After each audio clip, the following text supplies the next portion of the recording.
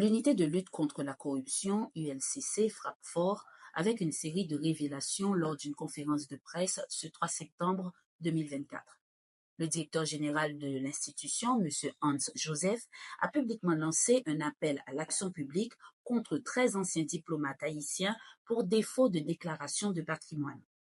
Parmi ces personnes figure l'ancien directeur général de la police, Léon Charles, ainsi que d'anciens ambassadeurs et consuls.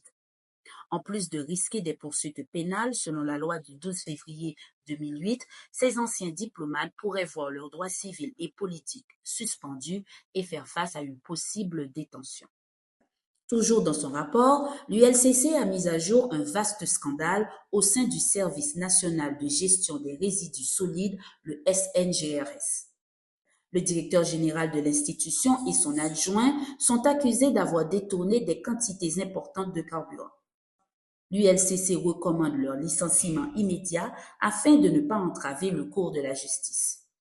En plus de ces révélations, l'ULCC a également détaillé les résultats d'une enquête sur un détournement de 23 millions de gourdes au sein du service public EDH, l'électricité d'État d'Haïti, entre janvier 2021 et janvier 2022.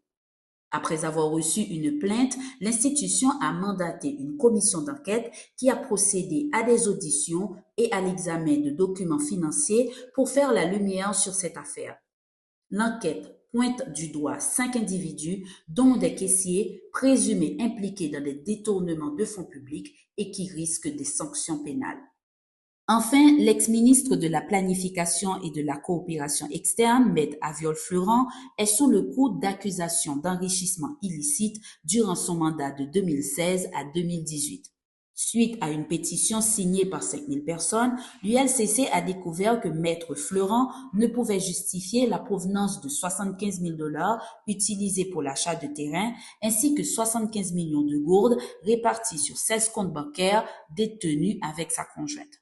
S'ajoutent à cela des possessions de valeur telles que des bijoux en or, diamants et argenterie. Durant son mandat de ministre, son patrimoine aurait augmenté de 253% entre son salaire, ses honoraires d'avocat et les avantages de l'administration publique.